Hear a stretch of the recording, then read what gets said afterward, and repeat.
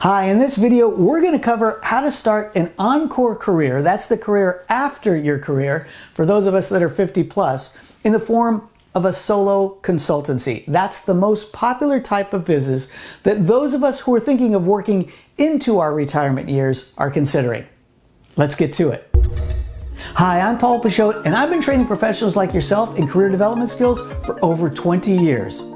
Now, stick with me to the end of this video because I've got two free resources that I want to give you. One is the Encore Career Roadmap that'll show you how to plan out an Encore career. The other is a report I call the Retirement Report, which will tell you what pre-retirees are doing in terms of full retirement, partial retirement, or a full Encore career. So I'll show you how to get those downloads towards the end of this video. Hey, at any point during this video, if you feel it's being helpful to you, feel free to give us a like. And while you're doing that, subscribe to my channel and ring that bell when you do. That way you'll get notification every time I post a new video. Okay, so now let's get into 9 steps that you could take to get your Encore career in the form of a consultancy off the ground. And the first step is actually a step I don't want you to take. I'm going to write it in red on my chart here. And that is no branding. I don't want you going down this rabbit hole, this heat sink of time and money. Don't do it. You don't know what this business is going to look like, so you don't need to waste time in creating a logo and the name and corporate colors and all that. Don't do it. It's a tremendous waste of time. The first thing I want you to do, so I'll write it in black, is I want you to sit down with a pad of paper and a pen, and I want you to write down a list of the skills and expertise you bring to the table. What actually are you capable of selling? So make a list of your skills. So we're going to do a little navel gazing here. Should take you a few minutes and come up with a good list of skills. It's going to come in handy as we get further in the process here. The next step is, and this is really, really important, I want you to conduct a series of interviews with potential clients. Now I'm going to stop right here and tell you that we're not talking about a sales call. You're not selling anything because you don't have anything to sell yet. You don't know what the business is going to look like. So I want you to conduct a series of interviews, all right, with people who are in the industry that you are seeking to start this consultancy within.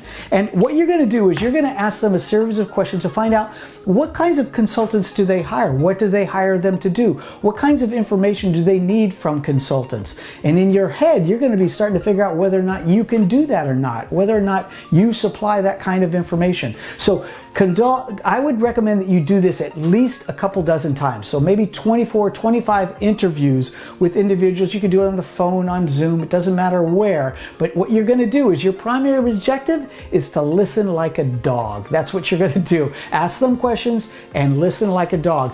Write down all that information because that comes in handy for the next step. You're going to take all that information and you're going to coalesce it into what I call an avatar. What you're doing is you're creating what this prospective client will look like, what this ideal client will look like. You're going to take all of those interviews, pour that information, and create this persona. We'll call it an avatar, all right?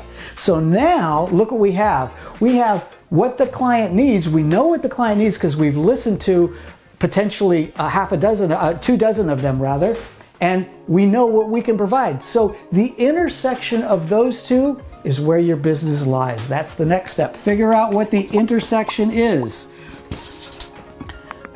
All right, the intersection, I lost my place there in the word, the intersection of those two things, what the client needs and what you can provide, is where your business lies. What is that intersection? Now you've got a vision of what this business can look like. From there, you just need to decide what kind of model it will take, what kind of form it will take out in the marketplace. And there's basically 2 types of models. There's the classic consultancy where people are literally paying you for your opinion about things. Usually comes out in the form of a presentation that you make or a paper that you write. And then there's the types of consultancies that result in a process that needs to be completed for the client, like a training program or a course that you would create. Lots of consultancies are a hybrid of those two. So decide what kind of model your consultancy will take. From there, we need to look now outside of ourselves a little bit and consider, are there any licensing procedures? Licensing procedures for that industry. Most industries don't have any licensing procedures, but if you're in a technical industry, for example, I'm a private pilot, has nothing to do with my business, but if I were to consult with prospective buyers of aircraft and I need to inspect those aircraft so that I can give my opinion on that aircraft, I would need what's called an A&P license, an airframe and power plant license, in order to inspect that aircraft. So there's just one example that I'm familiar with. Technical fields will need those kinds of licensing procedures. Most likely your type of industry might not. Next step is incorporation. Yep, I'm going to highly recommend that you incorporate yourself before you charge out. Now, what you want to do here is you want to get together with an accountant who knows incorporation procedures for your state, and someone who also understands small businesses, and find out, there's an LLC, there's an S Corps, there's C Corps. What I want you to do is I want you to, from the get-go, separate your personal finances from your corporate finances, from your business finances, okay? Really, really important that you get those two things square. That way you get a clear picture of what your business is doing versus what your personal life is doing, all right? So incorporate. And then finally, and this really is cause for a whole different video in itself, is you gotta consider marketing. Now that you know a little bit of what this business will look like, how are you gonna port it? How are you gonna bring it to the market? And we have myriad ways of bringing things to market in this digital world today. I'm guessing you're probably not gonna put an ad in a local newspaper unless your business is a bakery, right? But that's not a consultancy. So you're gonna probably market it digitally somehow. There's all the various social media channels that you can use. You're watching one right now on YouTube. This is one of the ways I market my business. So consider where your clients are coming from, where they're hanging out on various social media channels. And then you have all kinds of sites that market consultants like Fiverr and Freelancer. All of those are places where you can market your services. So think about how you're going to market your services. We're going to have another video just on that. All right, so there's 9 steps or 8 steps to take and 1 not to take for getting your encore career in the form of a solo consultancy off the ground.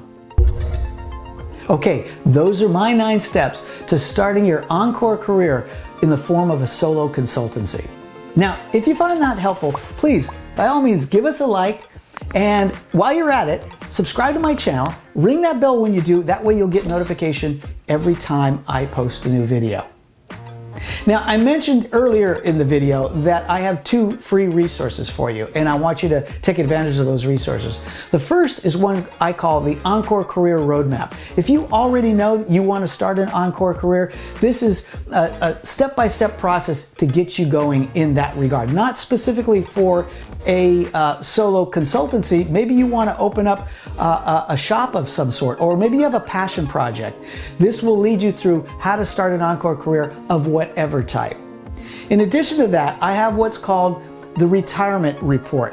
Now, this is for folks who are thinking about starting an encore career, either because they need to or they want to. Whichever the motivation is, this you might find helpful. It's my coalescing of all the facts and figures on what pre-retirees are doing in terms of starting an encore career or retiring full-time. And you're gonna find some of the results pretty surprising. A whole lot of us are starting encore careers. So again, the links for those are down below this video under the Show More button, all right? Hey, if you'd like to find out more about what encore careering is all about, check out this short playlist of 3 videos. It'll get you into the concept and the implementation of the concept of encore careers. And if you're unsure of what it is you do in an encore career and you're looking for what kind of work that would be, check out this video on finding meaningful work. It's helped a lot of people. I'm Paul Pichot. Thanks for watching.